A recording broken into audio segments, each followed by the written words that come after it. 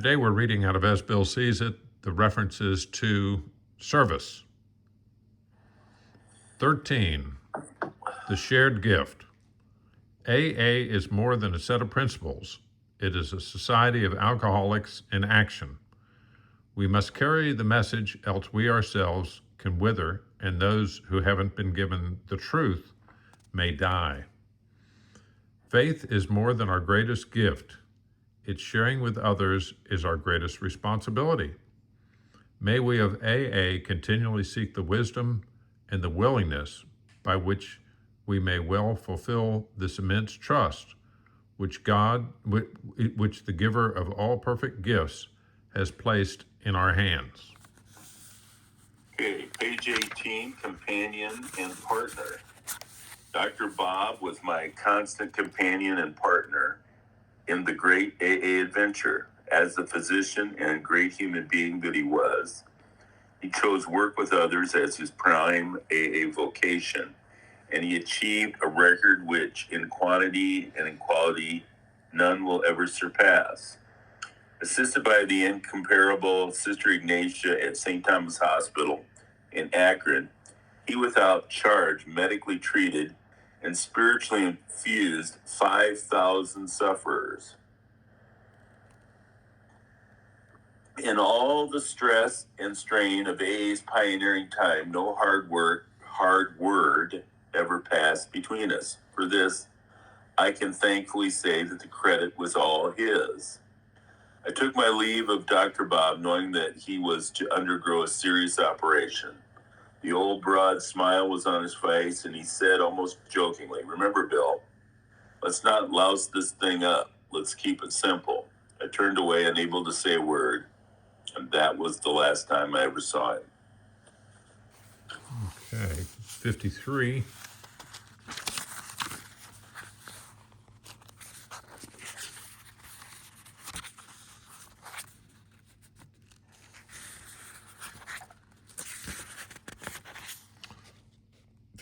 Loners but not alone. What can be said of many AA members who, for a variety of reasons, cannot have a family life? At first, many of these feel lonely, hurt, and left out as they witness so much domestic happiness about them. If they cannot have this kind of happiness, can AA offer them satisfactions of similar worth and durability? Yes. Whenever they try hard to seek out these satisfactions, surrounded by so many AA friends, and the so-called loners tell us they no longer feel alone. In partnership with others, women and men, they can devote themselves to any number of ideas, people, and constructive projects. They can participate in the enterprises which would be denied to family men and women. We daily see such members render prodigies of service and receive great joys in return. 138. Page 138, Two Roads for the Old-Timer. The founders of many groups ultimately divide into two classes known in AA slang as elder statesmen and bleeding deacons.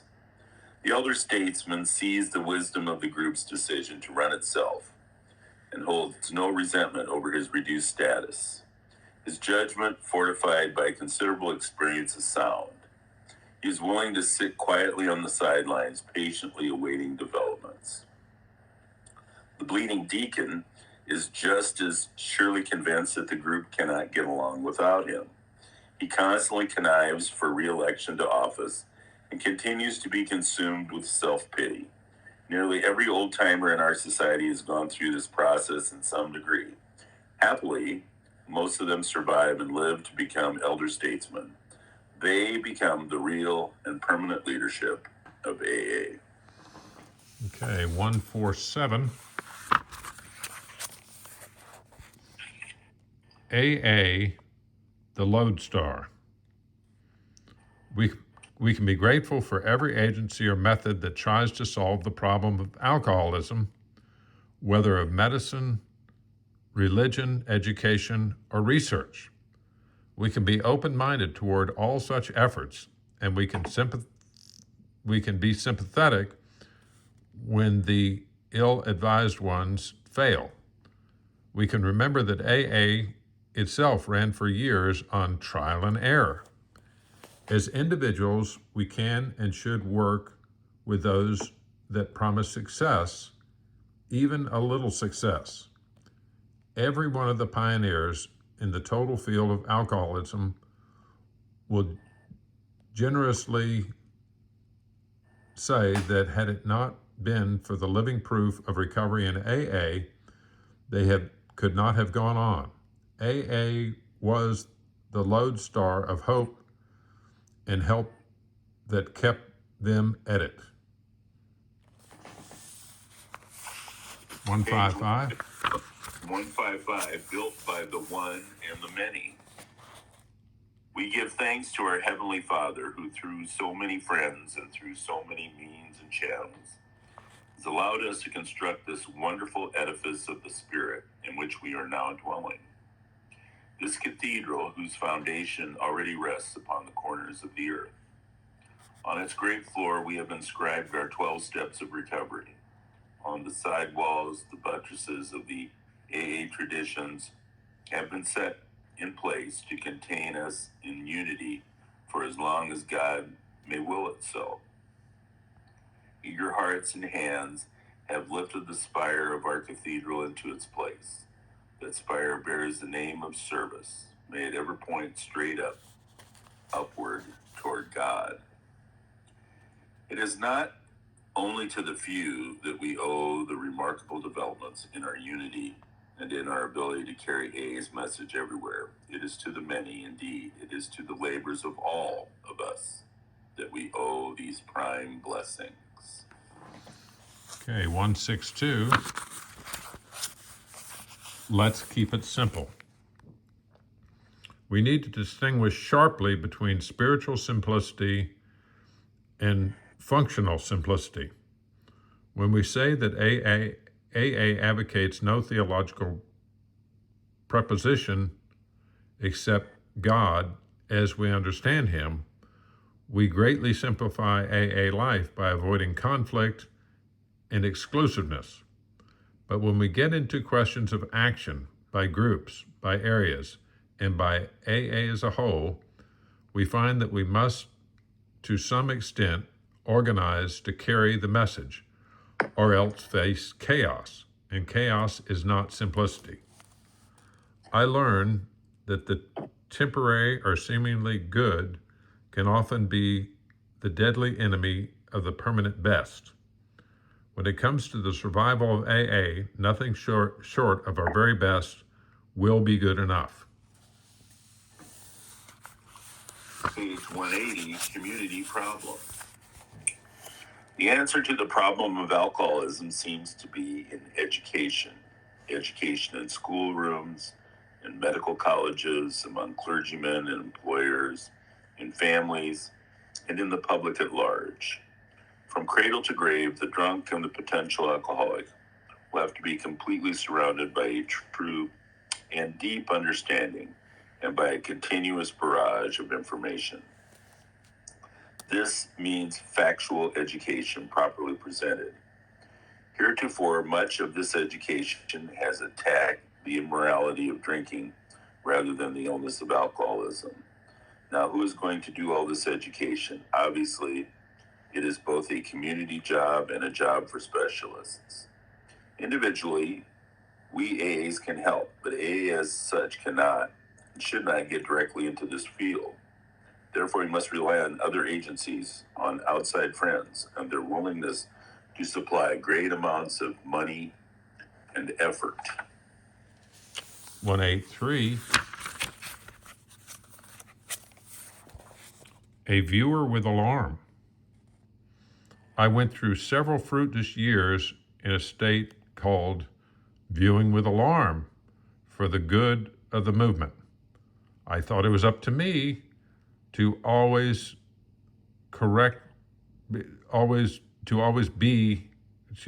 I thought it was up to to me to be always correcting conditions. Seldom had anybody been able to tell me what I ought to do, and nobody have ever succeeded in effectively telling me what I must do. I had to learn the hard way out of my own experience. When setting out to check others, I found myself often motivated by fear of what they were doing, self-righteousness, and even downright intolerance. Consequently, I seldom succeeded in correcting anything. I just raised barriers of resentments that cut off my suggestion, example, understanding, or love. AAs often say our leaders do not drive by mandate, they lead by example. If we would favorably affect others, we ourselves need to practice what we preach and forget the preaching too. The quiet, good example speaks for itself. Page 188, to survive trials. In our belief, any scheme of combating alcoholism, which proposes wholly to shield the sick man from temptation, is doomed to failure. If the alcoholic tries to shield himself, he may succeed for a time, but he usually winds up with a bigger explosion than ever. You've tried these methods. These attempts to do the impossible have always failed. Release from alcohol and not flight from it is our answer. Faith without works is dead. How appallingly true for the alcoholic. For if an alcoholic fails to perfect and enlarge his spiritual life through work and self-sacrifice for others, he cannot survive the certain trials and low spots ahead. If he does not work, he will surely drink again. And if he drinks, he will surely die. Then faith will be dead indeed. 220. In partnership. As we made spiritual progress, it became clear that if we ever were to feel emotionally secure, we would have to put our lives on a give and take basis. We would have to develop the sense of being in partnership or brotherhood with all those around us. We saw that we would need to give constantly of ourselves without demand for repayment. When we persistently did this, we gradually found that people were attracted to us as never before. And even if they failed us, we could be understanding and not too seriously affected. The unity, effectiveness, even the survival of AA will always depend upon our continued willingness to give up some of our personal ambitions and desires for the common safety and welfare. Just as sacrifice means survival for the individual alcoholic, so does sacrifice mean unity and survival for the group and for AA's entire fellowship. 224, leadership in AA.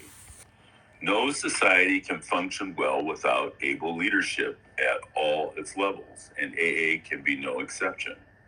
But we AAs sometimes cherish the thought that we can do without much personal leadership at all. We are apt to warp the traditional idea of principles before personalities around to such a point that there would be no personality to leadership whatever. This would imply rather faceless robots trying to please everybody. A leader in AA service is a man or woman who can personally put principles, plans, and policies into such dedicated and effective action that the rest of us naturally want to back him up and help him with his job. When a leader power drives us badly, we rebel. But when he too meekly becomes an order taker and he exercises no judgment of his own, well, he really isn't a leader at all. 244. we'll make this our last reading today. Oh, I thought you said we were going to. Yeah, we're gonna do two parts. Okay, all right. 244, Toward Maturity. Many oldsters have put our AA booze cure to severe but successful tests, still find that they often lack emotional sobriety. To attain this, we must develop real maturity and balance, which is to say humility, in our relations with ourselves, with our fellows, and with God. Let AA never be a closed corporation. Let us never deny our experience for whatever it may be worth to the world around us. Let our individual members heed the call to every field of human endeavor. Let them carry the experience and spirit of AA into all these affairs for whatever good they may accomplish. For not only has God saved us from alcoholism, the world has received us back into its citizenship. Okay, you want to end there? Yeah, I think we'll Okay.